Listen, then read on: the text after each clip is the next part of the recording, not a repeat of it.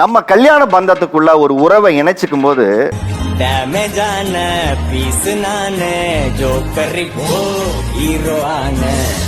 அதுவும் husband and wife வரும்போது புது புது பேர்கள் நீங்க எல்லாம் வச்சிருப்பீங்க. அம்முக்குட்டி, சல்லக்குட்டி, ஜாங்கிரி, பூந்தி.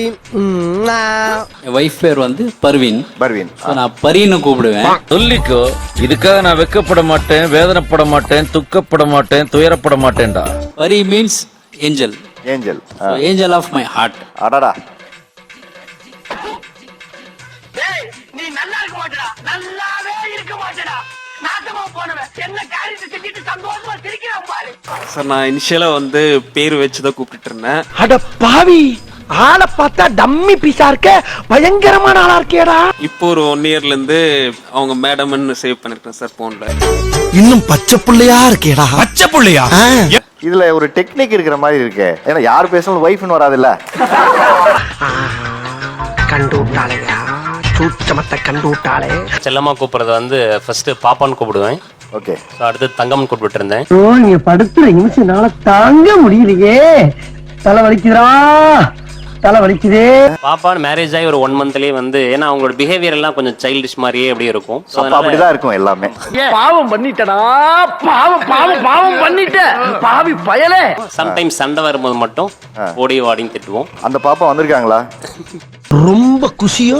லவ் ஓகே ஆயிடுச்சுல, உனக்கு ஓகே ஆயிடுச்சு, எனக்கு ஓட்டை ஆயிடுச்சு. அவங்கள பொறுத்தவரை நான் பேரிட்டு தான் கூப்பிடுவேன், உமான்னு. செல்ல பேரெல்லாம் எதுவும் வைக்கல.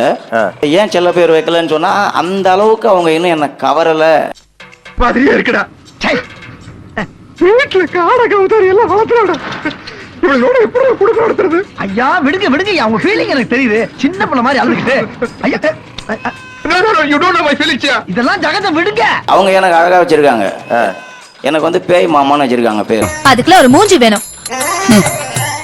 இது மட்டும் என்னவா? முதல்ல எடுத்து காலி பண்றியா? ஏன் இம்ப்ரெஸ் பண்றனா? இம்ப்ரெஸ் பண்ணல, இம்சை தான் பண்ற. மனைவி வழக்குரைஞரா இருக்காங்க சார். சொல்றது கேளுங்க, அவ ஒரு ஏடா விட முடிச்ச பொம்பளை. ஊமத்துறை தான் கற்பழிச்சா மானவங்க படுத்துறான்னு சொல்லி கேஸ திருப்பி விட்டுருவா. அப்புறம் 10 வருஷம் கோர்ட்டு கேஸ் அலைய போறீங்களா?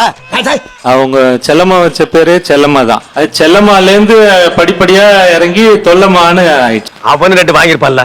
தைரியம் இருந்தா தில்லி இருந்தா இவன சட்டையை கட்டி சொல்லு பாப்போம். உடம்பு பூரா புத்தூர் கட்டு. கேட்டா கப்ஸ் அடிக்கிறது. மரத்து மேல இருந்து விழுந்துட்டேன், பாத்ரூம்ல வலி கொடுத்துட்டேன். யார்கிட்ட போய் சொல்ற? பார்ட்னரா நீங்க எல்லாம் எப்படி பேர் வச்சு கூப்பிடுறீங்க? கல்யாணம் ஆகும்போது என்ன பேர் வச்சீங்க, இப்ப என்ன வச்சு கூப்பிடுறீங்க? ஐயோ, அது ஒரு பெரிய கதை. அப்புறம் கேட்டுக்கிறேன். மேரேஜ்க்கு முன்னாடி மேடின்னு கூப்பிட்டுட்டு இருந்தேன் சார். மாடி. வாவ். அந்த நாய் காலையில செருப்படி 5 விழும்னு சொல்லி வை.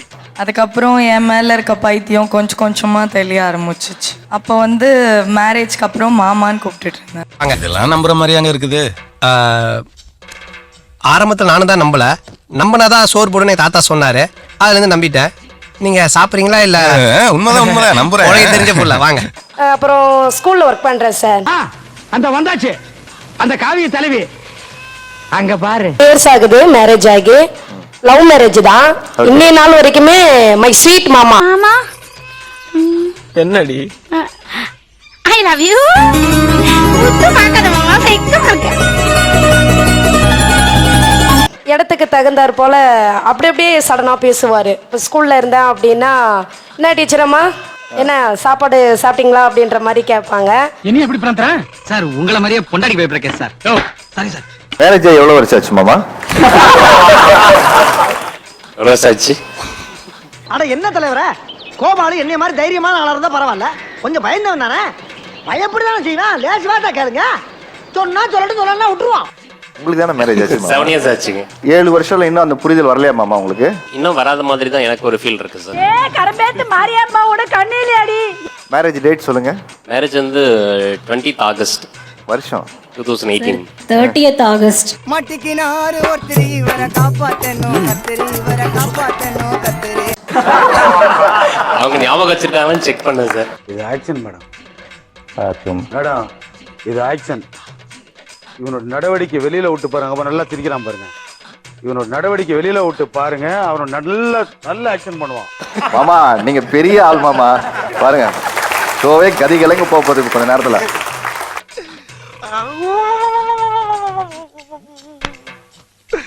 இன்னைக்கு என்னெல்லாம் பண்ண போறாரோ.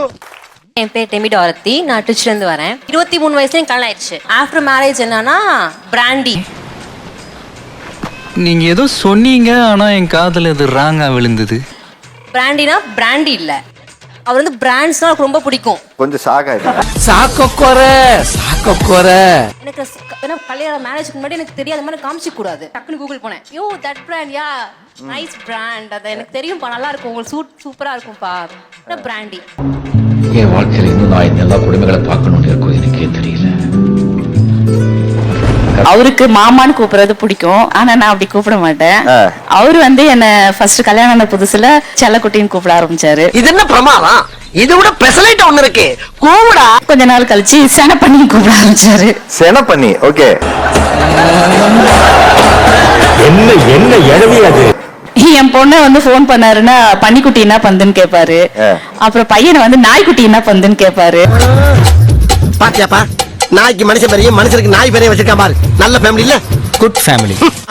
நான் வந்து அவரை ஏங்க போங்க வாங்கன்னு, அதுக்கப்புறம் கார்த்தின்னு கூப்பிடுவேன்.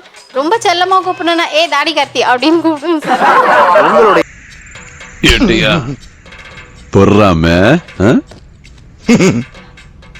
லைட்டா. நம்ம எல்லாரும் கல்யாணத்துக்குள்ள வரும்போது ஒரு பெரிய எதிர்பார்ப்போட தான் வந்திருப்போம், ஒரு பெரிய கனவோட தான் வந்திருப்போம் இல்லையா?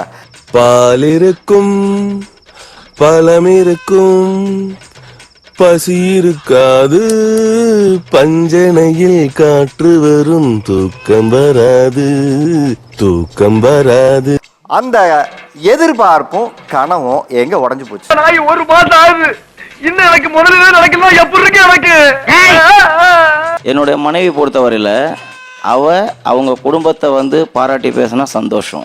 ஆனால் அதே எங்கள் அம்மாவுக்கு அல்லது என்னோட தங்கச்சிக்கு என்னோட குடும்பத்தில் ஏதாவதுன்னா நெகட்டிவ். இத பாரியா, உனக்கு மரியாதை வேணும்னா ஒழுங்கா உங்க ஆத்தா பேர்ல இருக்கிற சொத்தை உன் பேர்ல எழுதி வாங்க, இல்ல இப்பவே குழந்தைகளை கூட்டிட்டு நீங்க ஆத்தா வீட்டுக்கு போறீங்க. அவசரப்பட்டு எதுவும் செஞ்சிடாதீங்க. நீங்க சொல்லுங்க, என்னெல்லாம் மிஸ் பண்றீங்க? எதிர்பார்ப்புகள் என்னெல்லாம் மிஸ் ஆயிருக்கு? திருமணத்துக்கு முன்னாடி பேசும்போது அவங்க கிட்ட சொன்னது இதுதான். இப்ப எங்க அம்மா வந்து நான் கடைசி பண்றதால ரொம்ப அன்பா இருப்பாங்க. முதல்ல என்ன உள்ள விடு, அப்புறம் பாரு. என்ன நான் பேசிட்டு இருக்கேன்னு பேசாம நிக்கிறேன்? இல்ல நீங்க சொல்ற மாதிரி நான் அனுசரிச்சுக்கிறேன். ஆரம்பத்துல அப்படித்தான் சொல்லுவீங்க, அதுக்கப்புறம் உங்க வேலையை காட்ட ஆரம்பிச்சிருவீங்க. எங்க அம்மாவை நான் எப்படி பாத்துக்கணும் அந்த அளவு நீங்களும் பாத்துக்கணும் அப்படின்னு சொல்லிட்டு சொன்னேன். அவங்க ஒன்னே ஒன்று தான் சொன்னாங்க, சிம்பிளா சொன்னாங்க, வந்து எப்படி பாக்குறேன்னு மட்டும் பாருங்க அப்படின்னாங்க. நான் அப்படியே மெய் சிலிர்த்து போயிட்டேன்.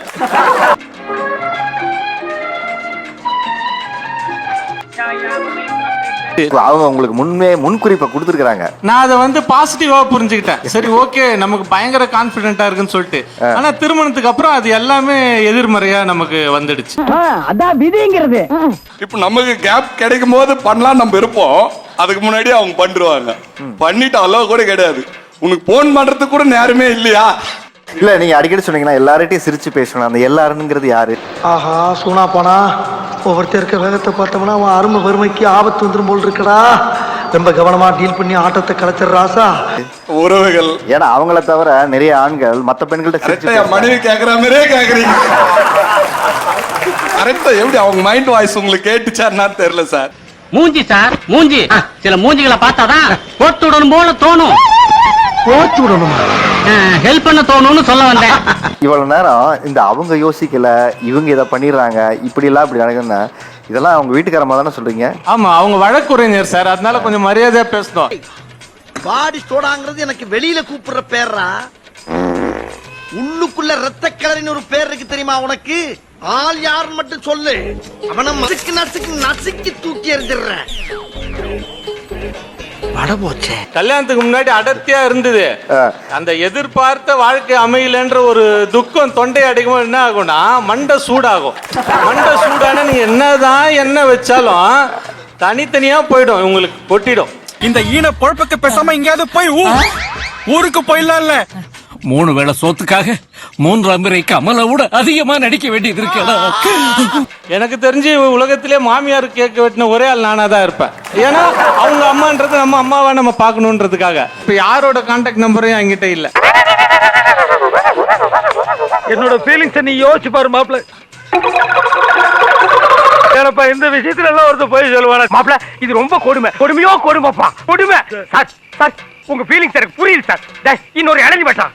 சில பேர் சுயம்பா செதுக்கிட்டேன்னு சொல்லுவாங்க. எனக்கு ரொம்ப உங்க ஒய்ஃப் உங்களை செதுக்கி இருக்காங்க அப்படி. ஆமா சார், ரொம்ப செதுக்கிட்டாங்க. அது சில இடத்துல அடிபாடுகள் இடிபாட்டுகள்லாம் விழுந்திருக்கு. கை கால்லாம் செதுக்கும் போது கொஞ்சம் ரத்தம் வருது, அவள் தான் ஒண்ணு. சட்ட ரீதியாக எந்த தவறும் செய்யவில்லை. நானும் தான் சாமி. சோலி முடிச்சு மறக்காம சர்ப்ரைஸ் பண்ணுங்க. தேங்க்யூ.